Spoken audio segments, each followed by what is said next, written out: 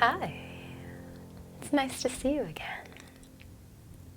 Today I wanted to talk you through one of the more famous videos on YouTube. It's by the band Axis of Awesome, and it's called 4 Chords, 36 Songs. What it is a musical review of all of the pop songs that have the same chord progression. So it starts out with Don't Stop Believin' by Journey, and then goes into other songs like Let It Be by the Beatles. You can look the videos up to find all of the 36 songs. There are actually probably hundreds of songs, thousands of songs with the same chord progression. And they sort of show you why all these songs sound the same, but I wanted to talk you through it and just give you a little theory lesson to help you understand it a little bit better. You know me, and I like using all the white keys to keep things simple for you. So we're going to take this chord progression and we're going to talk about it in the key of C major, which uses all the white keys.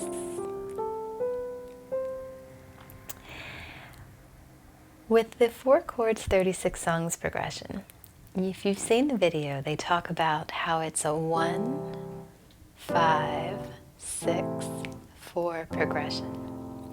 And if you're anything like most people, you see the Roman numerals and you say, what? So I'm going to show you where those come from and where the progression comes from and help you to understand the theory behind it. Let's talk about a C major scale. We said that the key of C major uses only white keys. So if you start on a C and play all of the white keys up to another C, we call that a C major scale. All of the chords in the key of C major come from the notes of a C major scale. So for example, if you started on the first note of the scale and played every other note, you would get the basic form of a C major chord. If you start on the second note of the C major scale, which is D, and play every other note, you get what's called a D minor chord. The reason that this is called minor and this is called major is the sound. So if you notice, this chord sounds kind of bright and happy, whereas this chord sounds a little sad, a little melancholy. We'll talk about why that is, but for now, I want you to just think about building the chords and listening to their sound. So let's go to the third note of a C major scale, E. The chord built on that note is an E minor chord. The next chord built on F, F major. Then we have G. We have A minor. B is special. It's a diminished chord. And we're not going to worry about B right now. It's kind of the least used chord in the C major scale chords. So we'll just leave that there. And the last chord, again, is back to C. So the first chord and the last chord are the same. In music theory, we label these chords using Roman numerals. So for example,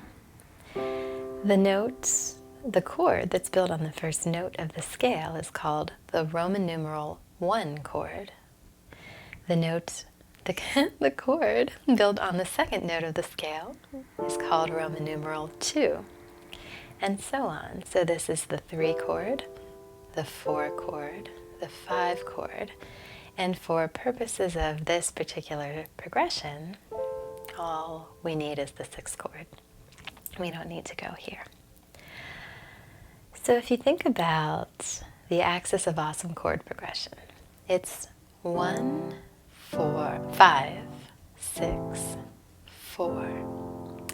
And what that means is we're using the first chord of a C major scale, then we're using the 5, the 5th chord of a C major scale.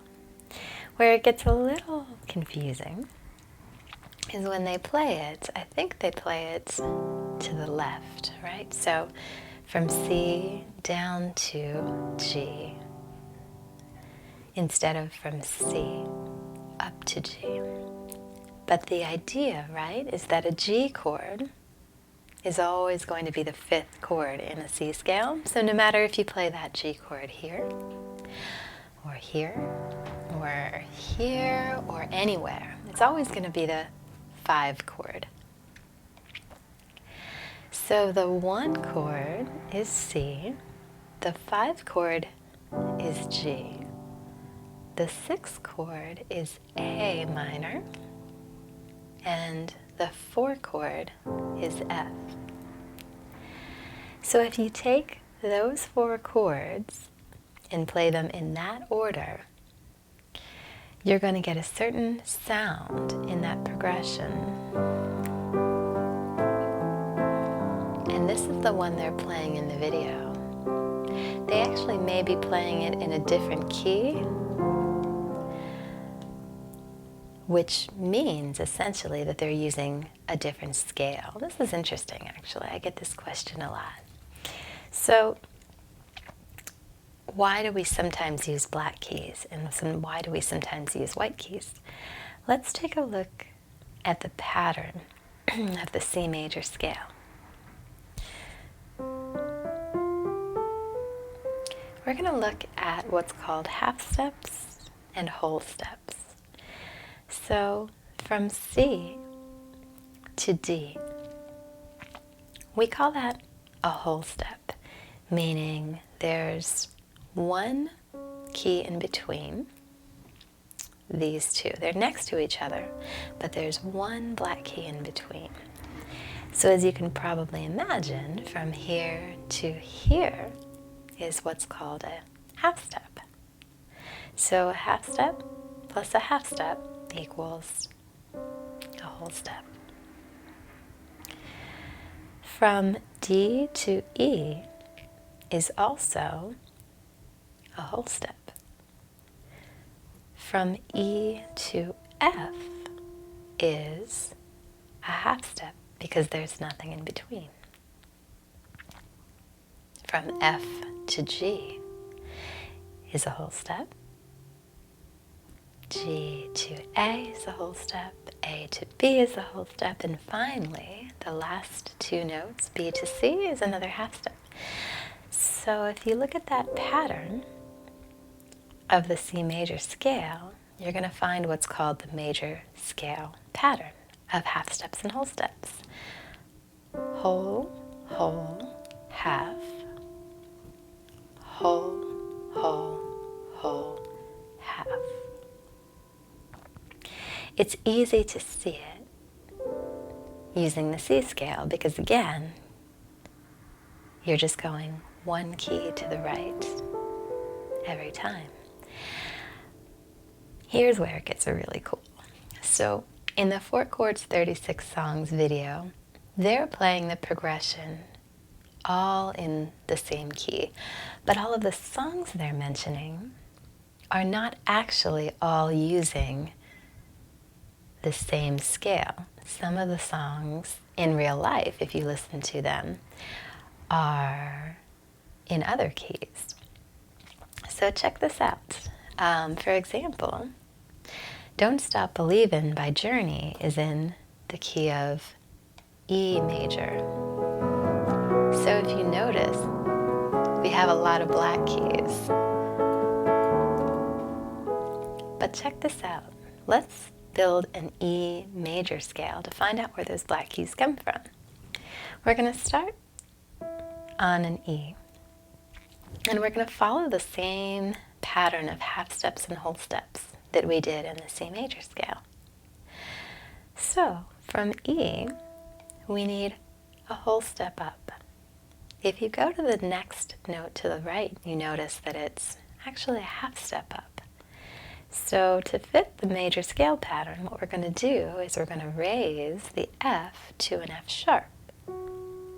Now we have a whole step. between these two notes. From there, we're going to keep following the pattern. So F sharp, we need a whole step above that, which becomes G sharp. Now we need a half step. So instead of going to the next black key, we're going to step from G sharp up a half step to A. So far we have whole, whole, half. And now we need 3 more whole steps and a half step. So let's continue on. From A, up a whole step is B. From B, up a whole step is C sharp. Then D sharp. And then the last half step brings you back to E. And let's put that all together. Whole, whole, half, whole, whole, whole, step, half step. So if you notice, that scale sounds similar to the C major scale, even though it has a lot more black keys. If we were going to create a 1, 5, 6, 4 progression in the key of E, meaning using the notes of an E major scale, it becomes very simple. We start on the first note of the scale, which is E, and the 1 chord is just every other note, just like it was in the C chord. However, in the E scale, we have some black keys, so every other note is going to include this particular sharp. E to G sharp to B. The 5 chord, you're probably figuring it out as we go along, right? 1, 2, 3, 4, 5.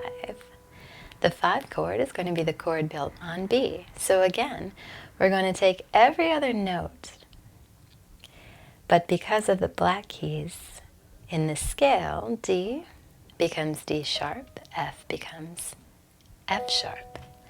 So the 5 chord in the key of E becomes this chord, B major. The 6 chord works the same way. Let's find the 6th note of the scale. C sharp. And now we're going to go every other note based on the white keys and black keys in that scale. And here we are at C sharp minor. And finally, the 4 chord, can you guess? What's the 4th note of the E major scale? Right here, A. So let's build our chord on A. A, C sharp, and E. So the 1, 5, 6, 4 progression in the key of E sounds kind of the same, right, as the one in C, just with some black keys thrown in. If we did it backwards, the way we did it with C, you can hear it even more clearly. Let's start with the 1 from the key of C.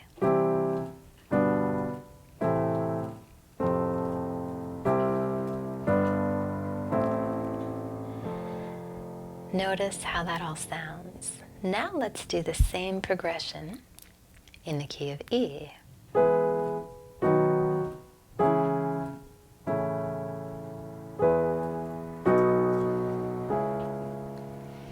So you'll see that it's very similar sounding, even though we're using entirely different notes.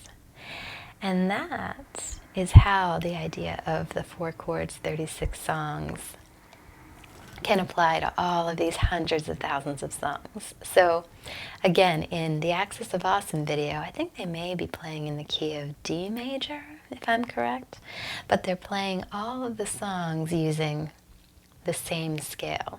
Whereas in real life, all the songs don't actually use the same scale. So that's where we get some of the difference. If you put all of those songs back to back, you would say something doesn't sound exactly the same. but they're using the same pattern within whatever scale they're in. So I know that's a lot of theory to digest for one lesson, but I thought it would be kind of cool to show you how it all works. So what you might do this week is play around with those chord progressions and play around with building major scales, starting on any key on the piano by following that same pattern of whole steps and half steps. If you forget that pattern of whole steps and half steps, just go by the C major scale. So again, starting on the first note and just going up through each white key, which is why I use it a lot. It's so useful. Whole, whole, half, whole, whole, whole, half.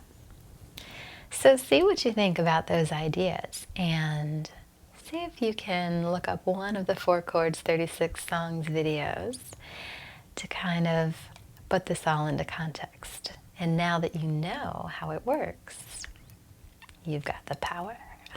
All right, I'll look forward to seeing you next time, and thanks again for playing.